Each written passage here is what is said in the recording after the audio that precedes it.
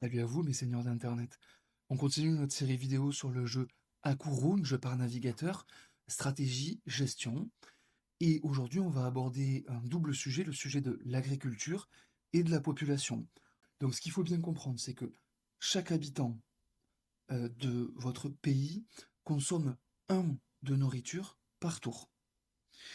Et la population que vous affectez à la nourriture, à l'agriculture, pardon, produit l'efficacité en nourriture. Donc là, si j'affecte 1 115 000 habitants, au prochain tour, je vais produire 1 115 000 fois 1,6. Alors évidemment, j'ai déjà des stocks que l'on a ici, les réserves de nourriture. Si le stock plus la production est inférieur à la population, ça veut dire qu'il manque de la nourriture, il y a une famine et votre population diminue. Alors ensuite, évidemment, ce qu'on peut faire, c'est qu'on peut faire évoluer cette agriculture, la développer pour que l'efficacité de production par habitant soit plus importante. Au début du jeu, lorsqu'on lance la partie et lorsqu'on crée son personnage et sa nation, on obtient un certain nombre de points de recherche. Eh bien moi, selon ma stratégie, ces points de recherche, je les ai tous mis dans la gestion de l'agriculture pour développer la gestion de l'agriculture. Donc vous le voyez, on a différentes strates, différents niveaux d'évolution. Chaque niveau d'évolution, on va pouvoir le faire évoluer. Il y a 10 paliers dans chaque niveau d'évolution. Donc moi, j'ai placé tous mes points de recherche dans le développement de la domestication pour passer, je ne sais plus combien on est au départ du jeu dans l'efficacité, je crois qu'on est à 1,2 ou quelque chose comme ça. Et grâce à mon développement, je suis passé de 1,2 à 1,6.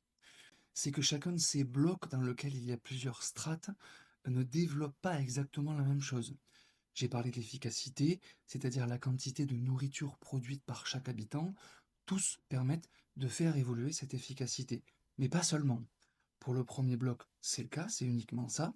Et pour le second bloc, il augmente également la place prise par l'agriculture sur le territoire. L'industrialisation augmente également l'efficacité, bien évidemment, augmente aussi l'espace utilisé, donc c'est-à-dire la place que prend l'agriculture sur le territoire, mais également produit du PIB, c'est-à-dire que à partir de cette catégorie-là, de ce bloc-là, l'agriculture va produire du PIB. Et enfin, dernier bloc, la biotechnologie augmente l'efficacité, augmente le PIB produit par l'agriculture, mais en revanche réduit l'espace pris par l'agriculture sur le territoire. Donc voilà, chaque bloc a des effets bien différents. Voilà, j'espère que la vidéo est claire pour vous. Si c'est pas le cas, n'hésitez pas à poser quelques questions dans les commentaires. Lâchez un petit pouce bleu, ça fait toujours plaisir. Et puis on se retrouve pour la suite.